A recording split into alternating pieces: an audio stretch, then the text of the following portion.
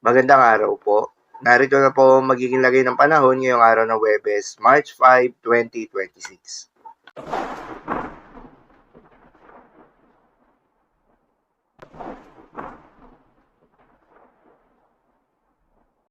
Sa kasalukuyan na tayong sa pag-asa, patuloy na umiiral itong northeast monsoon o hanging amihan at nakakaapekto sa may extreme northern Luzon. Dahil dito ay asahan yung bahagya maulap hanggang sa maulap na kalangitan na may kalat-kalat na mga mahihinang pag-ulan. Habang easterlies naman o yung mainit na hangin na nanggagaling sa may silangan, ang patuloy na nakakaapekto sa nalalabing bahagi pa ng ating bansa kasama ng Metro Manila. Dahil dito ay asahan yung bahagya hanggang sa maulap na kalangitan na may kalat-kalat na mga pagulan at thunderstorms. Magandang balita naman dahil ayon sa pag-asa ay wala pa rin tayong binabantayan na low pressure area o bagyo sa loob o malapit sa Philippine Area of Responsibility na maring makaapekto sa ating bansa. Subalit maging handa pa rin tayo dahil base sa pinaka-latest Tropical Cyclone Threat Potential Forecast na inilabas ng pag-asa, posibleng may mabuong sama ng panahon sa labas ng Philippine Area of Responsibility sa may eastern boundary ng Tropical Cyclone Advisory Domain ngayong darating na weekend.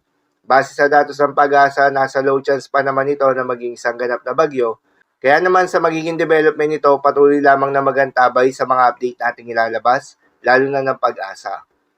Para naman sa magiging lagay ng panahon ngayong araw ng Huwebes, dahil nga sa epekto nitong easterlies, asahan sa Surigao del Sur, Davao de Oro at Davao Oriental, ang maulap na kalangitan na may kalat-kalat na mga pagulan at thunderstorms. Posible ang mga pagbaha o pagguho ng lupa.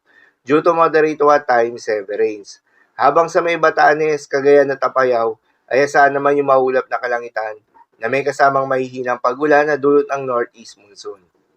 Habang sa may Ilocos Norte ay asahan naman yung bahagyang maulap hanggang sa maulap na kalangitan na may kalat-kalat na mga mahihinang pagulan na dulot pa rin ng northeast monsoon.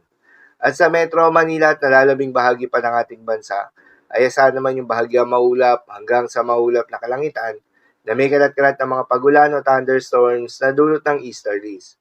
Posible rin na mga pagbaha o pagguho ng lupa during severe thunderstorms. Madalas nabobo ang mga thunderstorms na ito tuwing hapon o gabi na nagtatagal ng 1 hanggang 2 oras. Kaya naman ingat sa mga posibleng banta ng pagbaha at pagguho ng lupa, lalong-lalo na sa mga lugar na inuulan na noong mga nakaraang araw pa. Para naman sa maging lagay ng mga dagat baybayin, ayon sa pag-asa ay wala pa rin tayong nakataas na gale warning sa anumang seaboards ng ating bansa.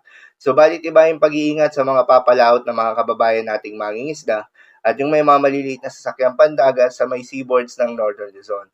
Dahil inaasahan yung katamtaman hanggang sa maalo na karagatan, habang banayad hanggang sa katamtaman ng mga pag-alo naman sa nalalabing seaboards ng ating bansa. Subalit iba yung pag-iingat pa rin, lalo na kung meron tayong offshore thunderstorms activity, asahan yung paglakas ng hangin at kakibat nito ay pagtaas rin ng mga pag-alon. So yun lamang po para sa lagay ng panahon ngayong araw ng Huwebes. Keep safe everyone.